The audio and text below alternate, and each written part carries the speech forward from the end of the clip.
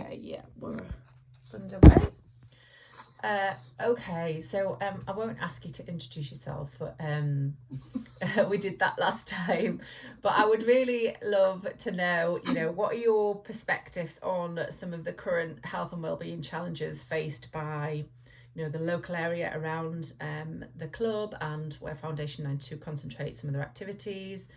Anything beyond the Salford area that you might kind of call out? What are you thinking the main challenges at the moment for that community or those communities are? Yeah,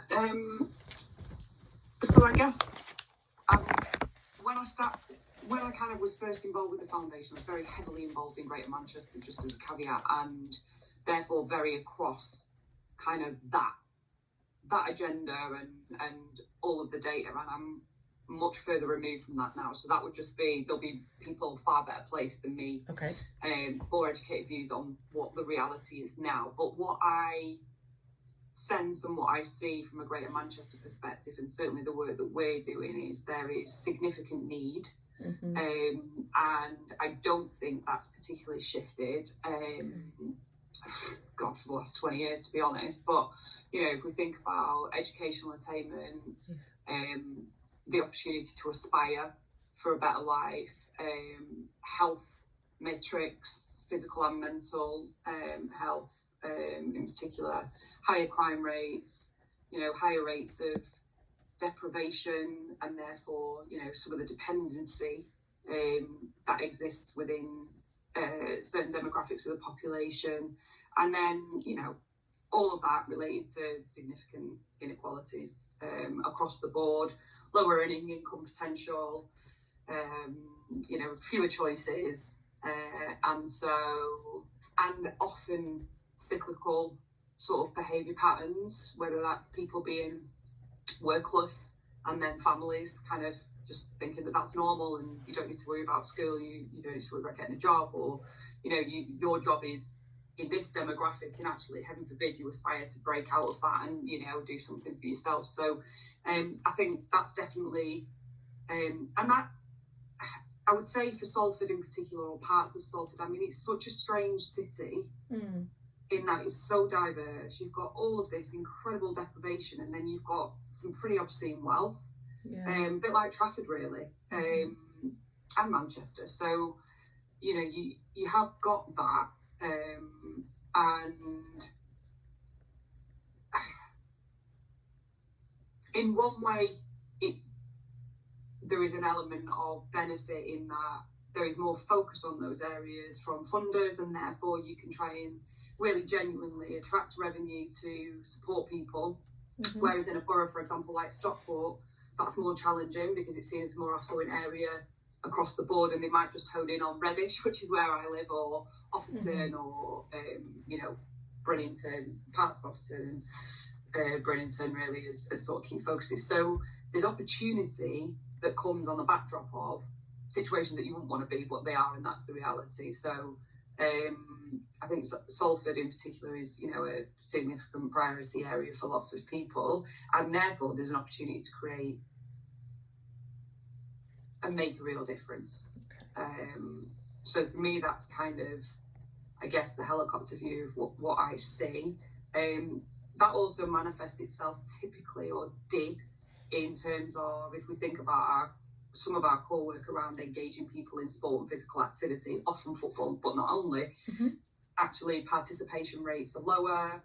You typically get less representation from girls, you typically get less representation from people from underrepresented communities, different ethnic origins, people with a disability, because that ability, certainly from a disability perspective, my experience has previously been that, you require more parental support because you're overcoming challenges even just to get somebody to somewhere sometimes. Yeah. So where you've got households that are, have less income, perhaps dependencies on substances or a lower income level, like, it's just more difficult, more siblings, etc., and also territorially, I think, gang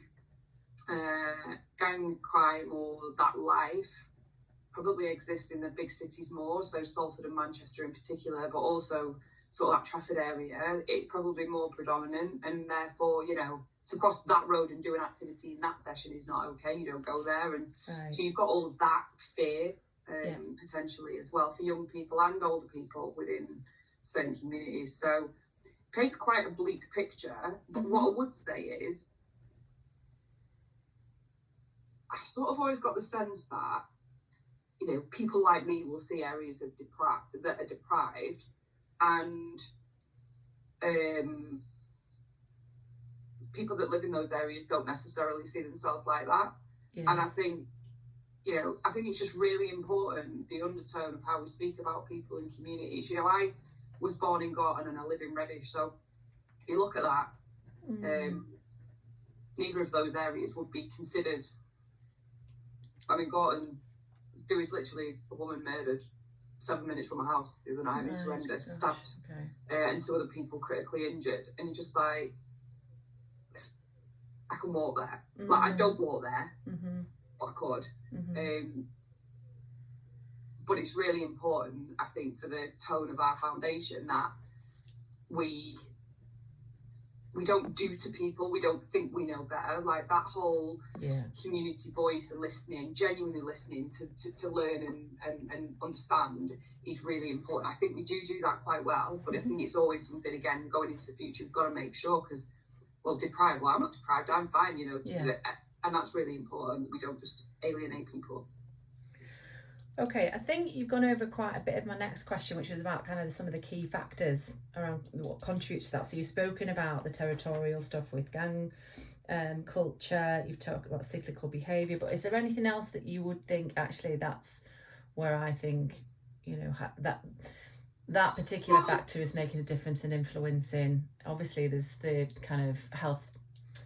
Yeah, I was going to say, like, with regards to the health inequalities, that's often linked to, like, socioeconomic kind of status, and I think we touched on it in the meeting, or certainly in a meeting I was in recently, around you know, that life expectancy piece, and the unfairness of that. You know, we used to use the Rochdale comparison of a 10-year life expectancy gap just because of where you're born. You know, we know that's the same with access to quality healthcare and stuff like that. So I think that health inequalities is driven by socioeconomic to a large degree, and that's often driven by educational attainment and lack of skills. And actually, do we get the best teachers in these schools, or do we get the right parental support to even get kids into school? You know, it's a massive issue, and it's not one thing, it's everything, because we're not just one part of a human, we're a whole human, aren't we? And there are so many factors to that. And I think from a young person perspective, you know, self-belief, parental support, and if not parental support, you know, some form of role model, somebody backing these young people, and that often can be us, is absolutely vital to keep them on a path that's positive. Because there's a lot of, you know, if you haven't got the best things, there could be a lot of temptation to go down a different route, or actually not even just temptation, but pressure. And it's really hard. Peer pressure is so hard to deal with, and you see kids getting swept up in a life they don't want, particularly around drugs and transportation of drugs and all of that sort of stuff. Like, it's really pretty horrific. Never mind, you know, child sexual exploitation and the pressure for young girls, you know, to behave in certain ways, or being exposed to certain lifestyles, which must be terrifying. So I think we have to have a very high degree of empathy when we're working with our service users, because we only know what we know, and I imagine for a lot of them there's a lot more.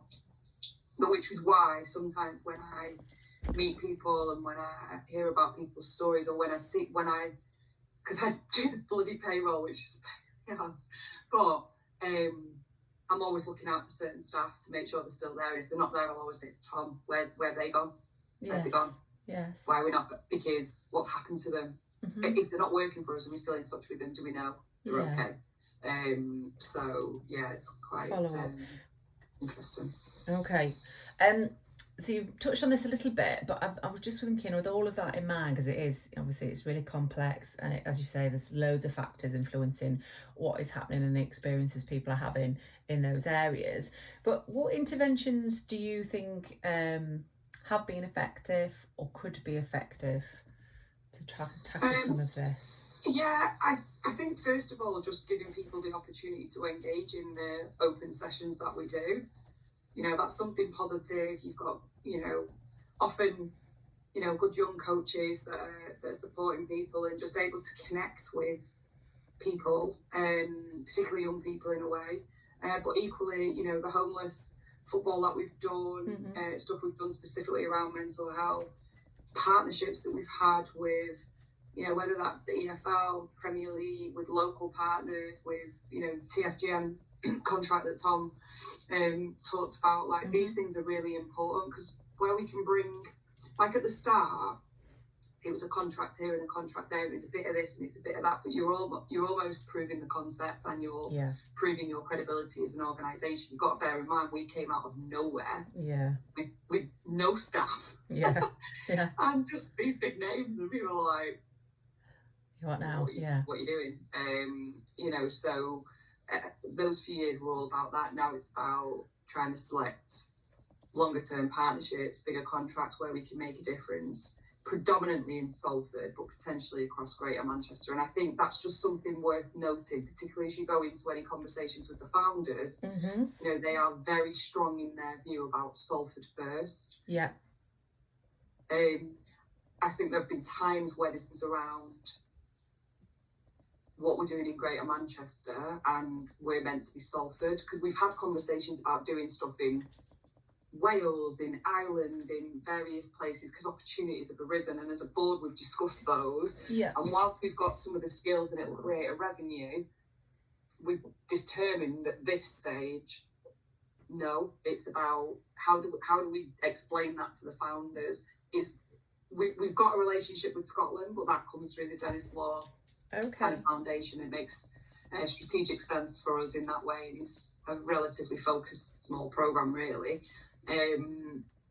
So I think from a founder perspective, they're very focused on Salford. What I try to explain to them is, it's important to key into Greater Manchester, because it works differently here. The city region is something that's very different. I know a lot of other devolved authorities now, but I was in a meeting yesterday for the Greater Manchester Women's Football Board. It still operates incredibly differently here, because we've had 30, 40 years of working together, and other places are only just starting that journey now. So for me, there's an element of priority for, Salford first, what do we need to do here? But then what skills and expertise have we got that can benefit elsewhere, that brings in revenue, which then gets reinvested back into Salford. So Tom did a good exercise for me on helping to articulate that to the lads in terms of, I know you think we're doing all of this stuff and we're going all over the place, but by doing that, we're bringing an extra £100,000 a year, which goes directly into Salford.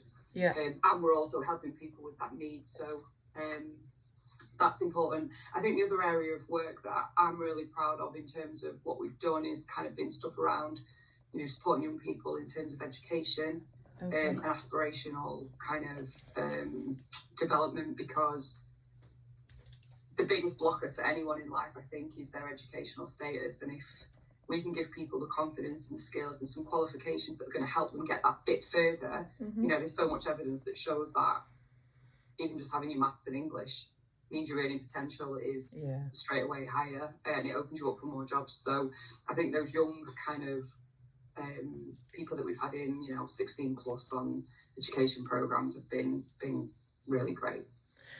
So you preempted my next question then, in terms of addressing low aspirations and in educational attainment. Have you got like a specific example you could share just about where you think that's worked really well?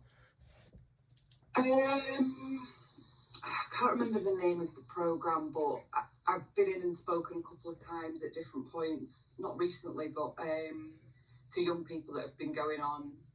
They've been doing, I can't remember what the qualification was that they were doing with us. But when you speak to some of these, I say kids, that's just because I've got teenage kids and that's what I would call them. I don't mean it in any sort of way, but it's changed their lives. And if I look at like Cameron Peacock and his brother, you know, they came through that sort of apprenticeship type educational program. Yeah. And they're now working for us for a number of years. Yes. Getting paid a decent wage, loving what they do. And I remember their mum sending a note in to say how unbelievable it had been that they'd found these opportunities and that we'd worked them in such a way that their confidence when they came in was so low, and they just thrived. And more of that. Like, if we can bring young people through educational programs who become our workforce, who are kids from the local communities that we serve, to kind of show them that it's doable, like that's the dream ticket for me. Because we're setting these people up for life. However long they're with us, they'll always remember and hopefully think positively of Foundation 92, but they'll talk about their experiences, and they're great role models for young people who perhaps, you know, just had GCSE results, haven't we? Well, that won't have gone everyone's way. And, you know, as a parent, someone doing them next year and someone that did them last year, like, it's hard. And my kids are in a very supported kind of home. So I can't even imagine. And then if it doesn't go right, now what do they do? So to be able to scoop them up and kind of look after them and show them that it's not always just about that educational piece. Yes, it's important, but it's about all these other skills that you've got. Brilliant. Okay. That for me. And this might give you an opportunity to talk about other areas of interest for you. So, you know, what do you think are kind of the key diversity and inclusion challenges faced in the kind of local community that you're seeing? Well, I mean, Salford as a city certainly is incredibly diverse. It's got the highest Jewish population outside of London. And I think as a charity, we've worked really hard to try and engage with that community. And I think Tom spoke about that as one of the successes at the session. And don't underestimate that at all, because that's massive.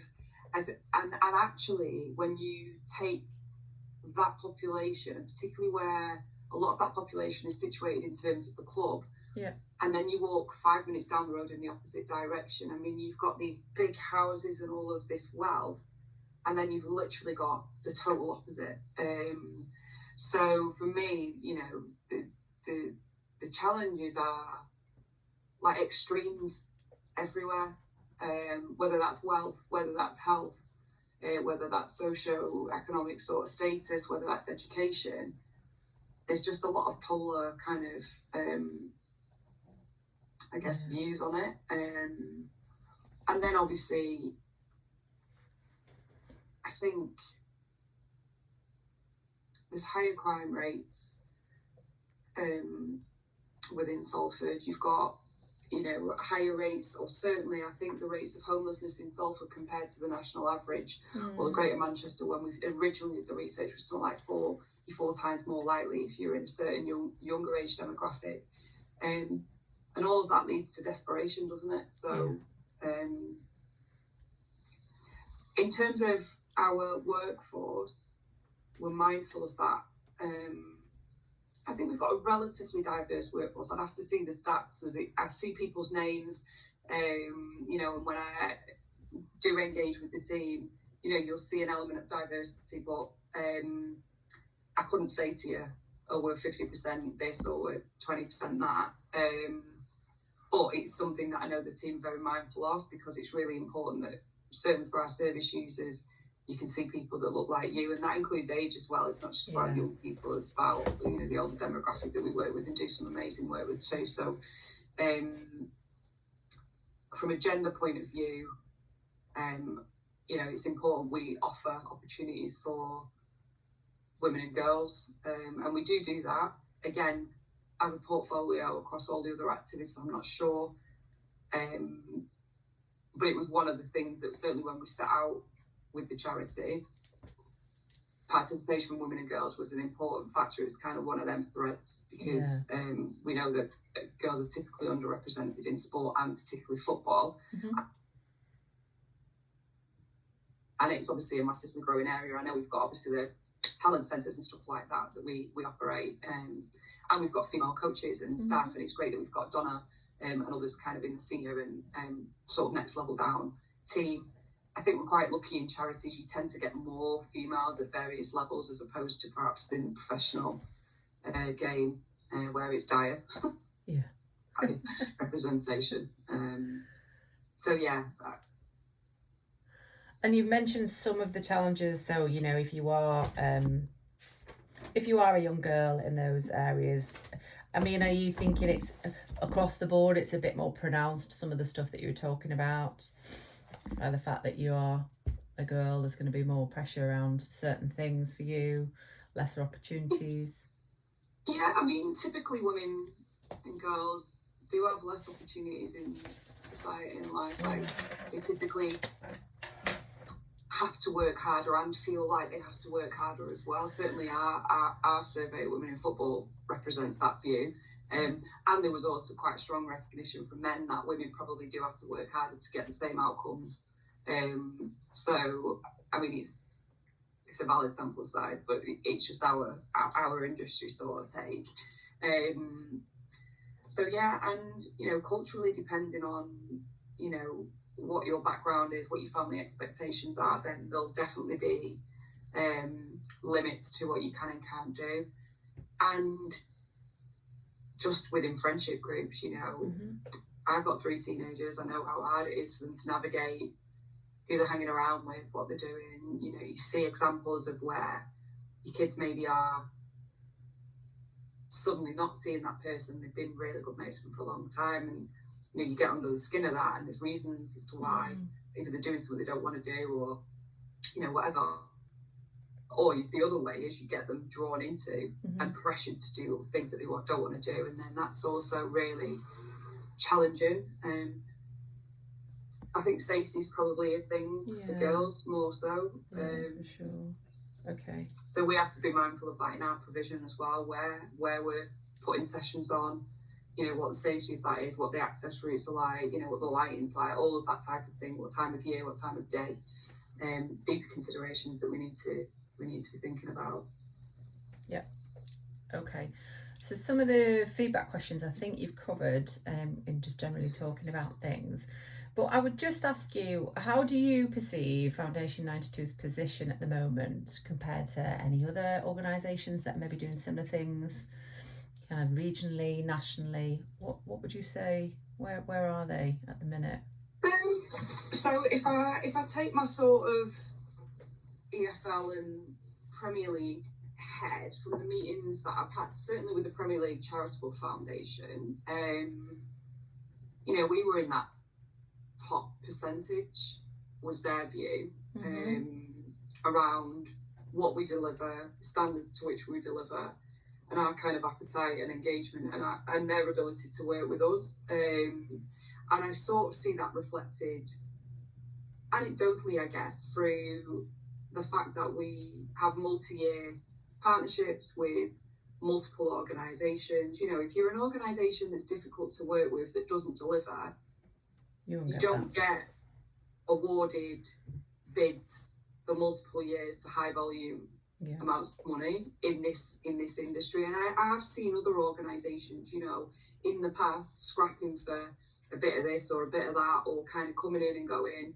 well, we do that, you can't do this. Like when we set up the foundation, because I knew Greater Manchester so well and the sporting landscape context, my recommendation to the lads, and certainly when Tom started, is, you know, Tom came from Fylde, and no disrespect to Fylde, but it's a million miles from Greater Manchester and the politics and everything else. And you know, my view was, we've got a lot of football clubs in this area, and we've got a lot of deliverers of sport and physical activity and social inclusion and everything else, and we cannot go head to head on that. Like, we're no one comparatively. I don't care who the founders are. Like, we don't have a reputation. So for me, everything was about, how can we complement and not duplicate? There is enough people who've got need. Let's find our own niche. Let's find what we're good at. And let's focus on Salford and then see where we go. And obviously, wherever we've gone into any other areas, again, I've been very mindful that, you know, we're engaging with the right partners, including the local authority, potentially the leisure provider, to make sure that people are aware we want to add value. We're not competing. Some organisations will see that elements as competing, but we've always tried to not be that. Yeah. So I get the sense that we are, particularly now, you know, a number of years on, seen as a very credible provider that deliver to a high standard and do what we say we're going to do. And in fairness, where there've ever been any sort of challenges, we're also open to an adult conversation to ensure that we can navigate that and work with the partner. You know, the fact that, for example, Tom managed to bring together a multi-housing association piece of work. They've not worked together before, but they co-commissioned us. I think it just speaks a lot. Like, he's very good in that strategic partner space. Yes. And he's done that. He's navigated that really well. Okay. Moving on just to your perspective in terms of the next 3 years, what would you say Foundation 92 could kind of benefit from in terms of their focus over the next 3 years? So I think the first thing is a revisit and a reset with the founders. Okay. You know, they're kept aware of what we're doing, and obviously we've got Ryan on the board from a sort of club and founder perspective, and Rob, and you know, we share updates sort of sporadically around key things, so they're aware of. But actually, where we are now compared to where we started out, we're light years away, and are the things that they were really keen and passionate about initially, you know, that homelessness agenda and mental health and physical health and, you know, reducing antisocial behaviour and so on, are they still the things that are driving them, that they're passionate about, or is there anything else or different? I think that revisit of that Salford, Greater Manchester national piece is important, because again, having their understanding is key. So I would say that is a really important piece of work. I think then wedded and connected to that is how we then take this work into the club. You know, I'm sure Tom will have spoken to you about work that we've been doing with the club, with a former consultant that we work with around really just trying to put a focus on the relationship with the club and how that is and what could be done differently and better. There are some challenges in that.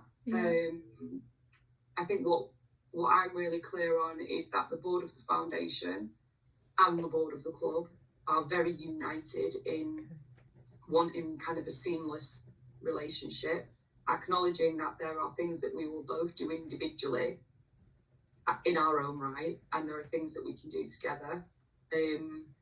Possibly one of the blockers in that is some relationship stuff, which Nikki and I are picking up separately, and we're going to have a session with certain members of both teams to kind of get that all out in the open and get some kind of positive progress, because that's what slows anything down. And it's definitely been a bit of a blocker. And is there anything strategically from a club point of view that that needs to be kind of noted for the foundation strategy, and vice versa? I think it's been challenging to really get under the skin of the club's strategy, if I'm honest. I think they had their initial strategy when they founded the club, and they've been subsequent sort of iterations, but I don't think we're quite 100% clear. Like, I could go, well, actually the club want to use the foundation in a way, or want to engage with the foundation because they want to show impact in Salford, and they genuinely mean that. You know, they do want to impact Salford residents, and they want to get more fans of the club and more bums on seats, right? They want to make a difference to people in that community. So that's their driver. But actually, is that sort of written down there clearly or anything, and are we so aligned on, well, what does that look like specifically for how do we support each other together versus the other stuff that we'll do, and all of which benefits that, by the way, but because it's just bringing that visibility and reach into the community. So I think just having more clarity around that, and roles and responsibilities, who's doing what. I think sometimes there's a bit of maybe a parent-child sort of relationship, or that's what it can feel like for the staff in the foundation. It's not like that at board level at all, but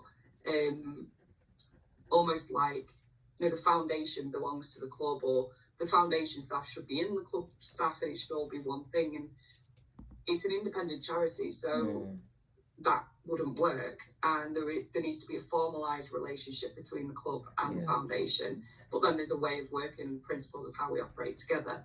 And I think it's just about this process will help. What this will do for us is help reset what our focus is as a charity.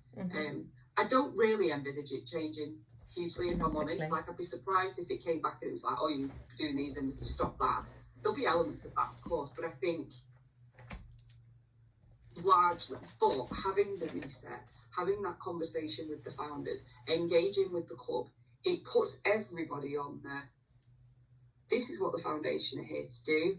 This is how it helps with your objectives. This is who's doing which bits. And actually, everybody's super clear. Yes. And this is what the founders want. So it's almost, 6 years on or whatever, like, this is what they're wedded to. This is what they're committed to. That's how it manifests in the club. This is what it manifests like in the foundation. And we're all clear and off we go. That's what it does for me. It just gives a bit of a reset. And it also perhaps just clarifies some of the lines versus, Salford versus Greater Manchester versus anywhere else. What does that look like? With an understanding that anything we do outside generates a surplus that comes back into the city of Salford. Okay, got it. Okay, so what do you believe are the core areas that a Foundation 92 should focus on moving forward? If you had a blank sheet of paper, what would you write down? Health, education. Any particular areas of health? Pardon? Any specific areas? Specifics, given what we've talked about? Yeah, so I would say probably trying to reduce dependency around some of the sort of long-term conditions. So I think, cardiovascular, things that matter to Salford. So actually, I don't know what's coming out of the latest health reports in Salford, but I would imagine heart disease, cardiovascular, type 2 diabetes, these are things that cause a problem. They keep people out of work. They put huge demands on the NHS, and actually they are things that physical activity can help with. So I think there's an element of that from a health perspective. And then I think from a mental health perspective, there's also sort of huge opportunity there to really support people, particularly young people, being positive and focused, but also, in terms of social isolation, I think that's important. And, is there an opportunity to use Foundation 92 to help reduce the prevalence of, particularly around men, suicide, as an example? Now, it's a difficult area. We're not qualified counsellors by any stretch, but actually, is there an opportunity to partner or collaborate with an organisation where we can actually just provide an opportunity that brings people together, people in that sort of target zone have some of the risk factors, tackling those. So I'd say that's probably like from a health perspective, which is possibly not too dissimilar from where we are. We also do quite a lot currently around young people with complex needs, and again, like, that's a valuable service that we provide. I don't think we do that as a scalable thing because I think it's quite niche and it's quite intense on our team. So that might be an area. I don't know, I'm not close enough to it, but actually is that an area we should absolutely continue to pursue and grow, or is that an area where we maybe don't do as much? But if we don't do much in that space, then who else is, and how successful is it? I'm not in possession of the evidence to kind of make a call on it. And then I think we've been pretty successful in that area. Okay. And then obviously education for me is obviously something I'm very passionate about. I think creating pathways for young people is really important. So from they should be able to play sport with Foundation 92, they should be able to volunteer in sport with Foundation 92, and hopefully should, if they want to, maybe have an opportunity to work with us professionally. So that whole play, volunteer work. Is that formalised at all? I don't think so. No, that's just how you kind of articulated it. Okay. Nice. When years ago at Great Sport, I probably one of my first jobs coordinated a whole volunteer programme for young people in community clubs all over Greater Manchester, and I largely attribute a lot of what I've done is that knowledge base and all that sort of stuff. And I just think if you can give kids a formalised route to come and volunteer and lead and learn some of those skills, it gives them a lot better for jobs or uni or whatever. But I think. And is anything funneled through to? Sorry, anything? Just thinking because obviously ex-boot, but does anything funnel through to partners from a? Yeah, I mean, potentially. Does it now, or could it? Does it now? That is a good question. I think, for example, we've had some young people that have gone through our education and then they've gone and they've had talks or sessions with TalkSport as an example, or some of the other partners. You'd have to sort of check back in with the others on that. But I'm pretty sure, we have done stuff like that. They've had opportunities to go to UA92 and see what that's all about. They've had opportunities where people from industry have come in to talk to them. I know I did a session and Gary's done a session with me, and I think so, but maybe there's more that could be done there, because obviously from an employment point of view as well, a lot of corporate partners are looking to diversify their workforce as well, and 100%, some of these young people are difficult to reach and engage. They wouldn't even think that they could go and work at Bupa or wherever, BBC, whoever. But if you look at if I look at the vacancy rates that we've got in, care homes and on, call centres and things like that, and then you match that up with how many young people are looking for opportunities or, just need that support into, there's surely a mutual beneficial, mutually beneficial. I just wondered if it's something that's come up before, but that's interesting. So, okay, I'm conscious of time. Just a couple more questions if you're okay. Yeah, we've got about 5-ish minutes because I've got to jump onto another call. No problem at all. So how do you envision Foundation 92's impact evolving in the next 3 years?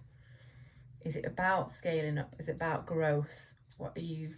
I think it's dual, really. I think at the moment there's a bit of a, and this piece will help as well, consolidation and just making sure we've got very solid foundations. We've been doing some work on that in terms of restructuring the team, making sure we've got more capacity at the top level, at that strategic level, making sure the team where they need extra training support have got that extra external coaching, mentoring, etc. So I think there's an element of that. There isn't really a pressure from the board around we've got to do more and get bigger, right.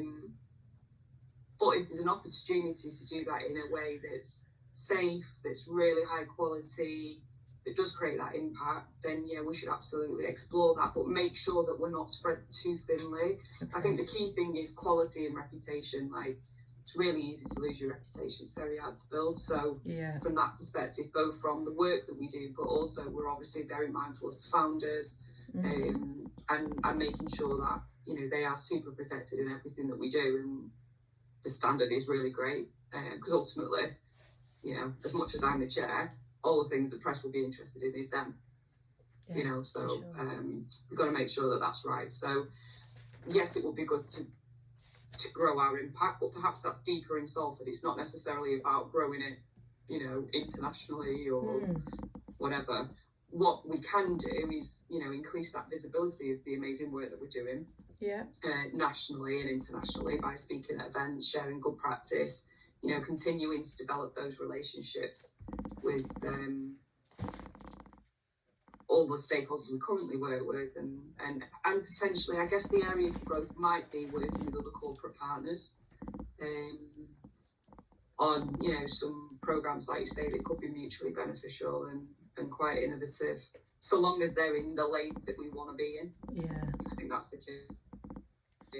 And we are quite good now at challenging when they come back with an idea, and it might be a great idea, but it's just not what we're here for. Yeah. So, and Tom's a lot better at filtering that out, in fairness now. Okay, so final question then. What would success look like in terms of this strategy for you? Alignment, clarity. So alignment for us in terms of club, founders, foundation, clarity for employees of club and foundation. Everybody knows what we're doing, and an ability to articulate it succinctly. Tom is great at a lot of things where I think we could be better as a charity is just being sharper in our there's a lot of buzzwords and the same words and 10 sentences that could be delivered in one. Okay. So I think, that is, if we can be really concise and very clear on what we're doing, that is a real, and aligned across the organisations and the founders, I think that's a really strong position to be building from what already is a really strong position. But there isn't anything broke as such. We don't need to fix it. We need to work and nurture that relationship with the club. But there's absolute commitment both sides there.